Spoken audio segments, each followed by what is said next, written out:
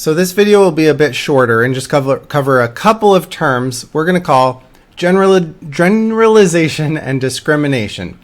Note that when we use the term discrimination here, it has nothing to do with prejudice or the way we use that word for human social phenomena. The basic term of discrimination just means being able to tell different things apart, to have a different response to different stimuli. So if I can teach a dog to push a lever for a treat when there's a green light, but to not push the lever when there's a red light, then we would say the dog can discriminate green and red lights or green-red stimuli. It can tell the difference and give us different behavior for those different stimuli. On the other hand, if dogs are red-green colorblind, then they will never be able to learn that trick. They'll always show the same behavior to either light because they can't tell them apart, and we would say the dog couldn't discriminate red from green. So that's the meaning of discriminate we'll be working with here. But let's start with the first term, generalization. You may remember John Watson as the researcher I mentioned earlier who really popularized Pavlov's respondent conditioning work in the West and in America specifically. Well, he didn't just replicate what Pavlov had done. He came up with a lot of experiments of his own before eventually leaving psychology, kind of in disgrace, and becoming a marketer as a way to make a lot more money applying behaviorist principles to ad campaigns. Well, before he left for marketing, one of those experiments he did while he was still working as a psychologist was the really famous Little Albert experiment, which has been much criticized on ethical grounds. But let's just go through what he found. He recruited a little kid as the subject, referred to as Little Albert in his writing, and basically what Watson did here was have the kid playing in a room, and they brought out a white rat.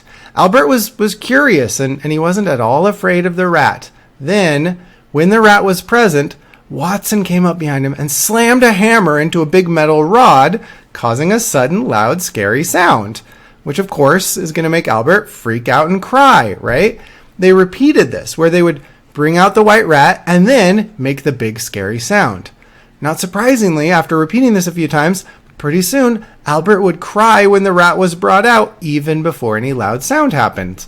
Now, that's exactly what we would expect from respondent conditioning, but here's where it gets interesting. They found that Albert was now also scared of other white things, like a white rabbit, a white fur coat, a white fake beard, and so on. He cried to all those things. His CR, his conditioned response, the fear and crying response, was showing up not just to the conditioned stimulus of the white rat, but to a bunch of other similar stimuli, things that shared some similarities with the rat. So what had happened here is called generalization. Generalization is just when stimuli that are similar to the CS also end up causing a CR. So in Albert's case, we expected the CR of fear to happen to the CS of the white rat, but then other white things also caused the fear response. That was generalization. Pavlov had actually done some studies of his own on generalization, published just a few years after that. So Pavlov again used dogs and started from an existing reflex where, as we've seen before, meat powder causes dogs to salivate. That's a reflex. Then what he did was pair up that meat with rubbing the dog's thigh. He did this over and over and over again. Rub the dog's thigh, give it some meat. Rub the dog's thigh, give it some meat. Then he tested the CS, the conditioned stimulus, the thigh rubbing, by itself. So he rubbed the dog's thigh without giving it any meat powder, and sure enough, the dog salivated. That makes sense. That is general, just plain old respondent conditioning. Then, to test if that response had generalized to similar stimuli, he asked if the dog would salivate when you rub its back paw or its shoulder or various other body parts that are more or less similar to the thigh. And here in the graph in the top are his results. So notice that the y-axis on the left here, this is drops of saliva, and down at the bottom we've got various body parts that he tested at the end of this experiment. So not surprisingly, the thigh got the highest response, right? That makes sense because that was trained over and over again. But notice that body parts close to the thigh, close on the body, got relatively high amounts of salivating as well, while rubbing body parts further away, not as similar to the thigh, caused some salivating, but not nearly as much. In other words, he found a lot of generalizing to rubbing parts that were very similar to the CS, the conditioned stimulus, the thigh, and some, but not as much generalizing to rubbing parts that are only a little similar to the CS. Now, if generalizing is when the CR shows up to stimuli that are only similar to the CS, then its opposite would be discrimination. Discrimination is where the conditioned response is super selective to the specific learned stimulus, to the CS. So if Pavlov had found that rubbing the hind paw or the pelvis or the trunk or any of those other locations didn't do anything at all, if the salivating only happened to the thigh itself, then we would say there was a high level of discrimination and no generalization. So these two things are always opposites. These two terms are opposites of each other. If generalization is high, then discrimination is low. If generalization is low, then discrimination is high, and vice versa. So if you have discrimination, you don't have generalization, and vice versa. Okay, another classic study around the same time that Watson and Pavlov were doing their experiments on generalization was done by Shinger-Krestovnica. In this one, dogs were trained to salivate to a circle by just pairing the circle, a visual stimulus. They would see the circle, and then some meat would show up. See a circle, get meat, see circle, get meat, see circle, get meat, over and over. Obviously, the circle eventually becomes enough to cause salivation by itself. That's respondent conditioning. But if we then present an ellipse, something similar to a circle, but not quite the same, what happens? Well, turns out the dog will salivate to the ellipse. We've got some generalization happening here. Indeed, we might expect to see more salivating to something that's barely an ellipse, like the axes having an 8:9 ratio or something pretty circle-like, right? Versus something that's a more extreme ellipse, like a very elongated one. That's how generalization usually works. We get the most generalization of the conditioned response to things that are very similar to the CS, and less generalization to things that aren't quite as similar. But in this study, the question was, what if we want to remove generalization and instead create more discrimination? What if that's your goal? So what you might do is continue pairing the circle with the meat. So you keep doing trials, circle plus meat, circle plus meat, circle plus meat, but also mix in some trials of the ellipse once in a while that just shows up on its own without any meat. So it's like circle plus meat, circle plus meat, circle plus meat, ellipse on its own, circle plus meat, ellipse on its own. And if you do the training this way, circle with meat, ellipse without meat, then sure enough, on your later tests of the stimuli alone, you'll find that the circle causes salivation, but the ellipse does not. That would be discrimination. We've now got no response even for stimuli that are similar to the CS. We can even use this setup to test what dogs are able to tell apart, to discriminate. So in this original 1921 study, they found that doing the discrimination training with an ellipse that was almost a circle, like the axes having an 8:9 ratio, it was so hard for a dog to tell apart that the dog got frustrated. It struggled. It howled. It was kind of angry because it couldn't tell the difference. Those things were too similar. So the dogs aren't able to discriminate something that's a circle from something that's kind of almost a circle. So let's practice applying these two terms. Imagine I trained my dog by just playing a 500 hertz sound every time I fed him, and I did this for like a month. Then afterward, at the end of the month, I might, just for fun, test some similar sounds and see how much he salivates to those. So you can see some example results here. I just made these up, but my dog learned to salivate to the 500 hertz sound, but notice that he also generalized somewhat, and he salivates, less, but somewhat to sounds at 450 or 550, and even a little bit to sounds at 400 or 600 hertz. Okay, that makes sense. That's generalization. Now my question for you is, how might the graph look if my training had instead been to randomly choose what frequency to play when I fed him each day? Like if during that whole month of training, it was equally likely on any given day to be 400 or 450 or 500 or 550 or 600. Right? If any of those sounds could come before his meal and is totally random and unpredictable, think about what the graph might look like. You might even pause the video here and take a minute to draw it out or just describe it to yourself. Well, we would probably see something like this, a pretty flat graph, right? Similar responses at each of the trained frequencies. And actually, if I was being technical, I would probably expect it to be a little bit lower at the 400 and the 600 ends, because each bar here you can think of each bar in this graph as a combination of things, a combination of how much learning happened directly at that number, right, for the trials where I did hear a 500 hertz sound and then got some food. But also part of this graph is the generalization from all of those 550 trials, right, some of which generalize a little over here, and all these 450 trials also generalize a little over here. So what we're seeing in this bar is kind of the combination of both of those things in some sense. But 400 and 600 here in this setup, they would get the least bit of generalization from their neighbors because they only have neighbors to the left, right, to one side.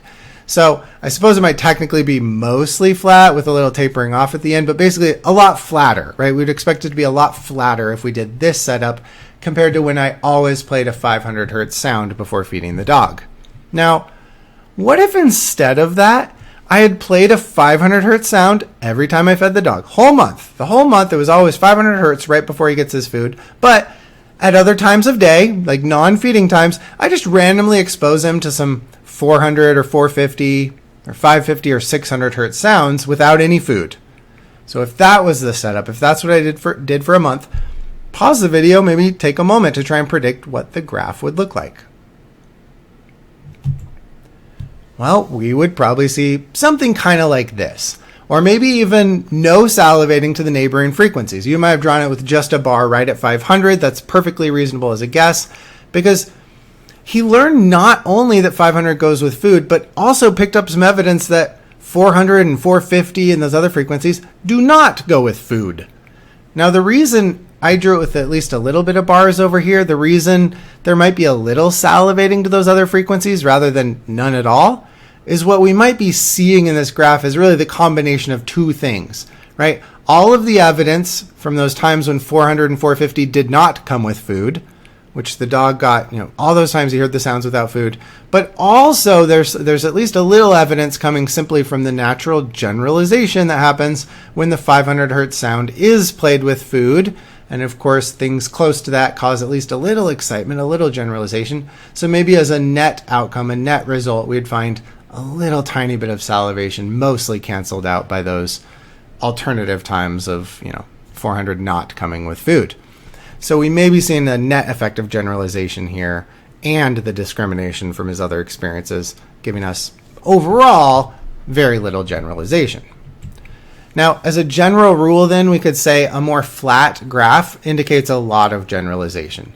Well, a more peaked graph, right, peaked at one place where we did all the kind of training like that, that would indicate a lot of discrimination, that you can tell things apart.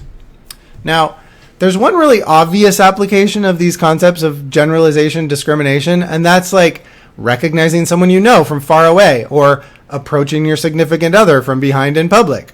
When you wave to your friend across the parking lot or walk up behind your significant other in the mall and put your arm around them, or worse, only to realize with horror that it's not your friend or it's not your significant other.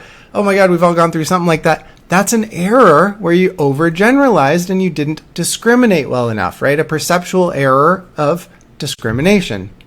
Another applied example might be like a dog that was abused by a male human and it ends up fearing all men. That would be generalization, right? It's generalized to all men, even though they didn't all hurt it. And in this case, we want it to learn to discriminate between the abuser and other safe males so that it can be around other men. So applying what we just learned, think about what might help get rid of this dog's generalization, make it stop fearing all men.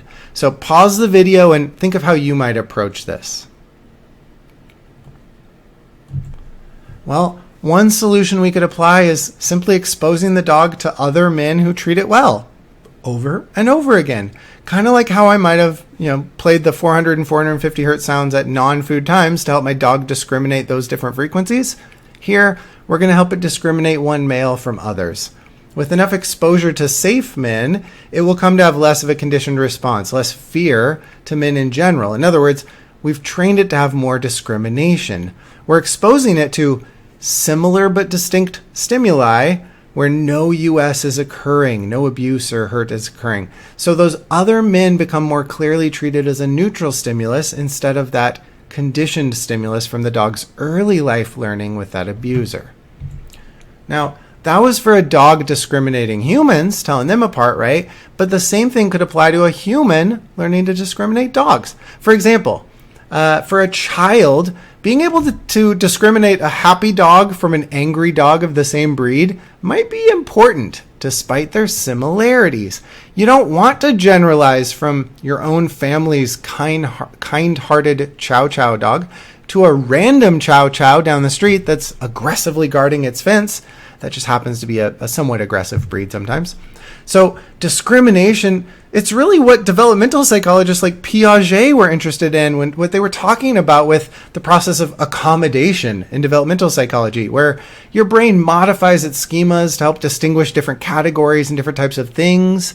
Like little toddlers initially, they overgeneralize. They call all four-legged animals doggy because that's what they've experienced at home.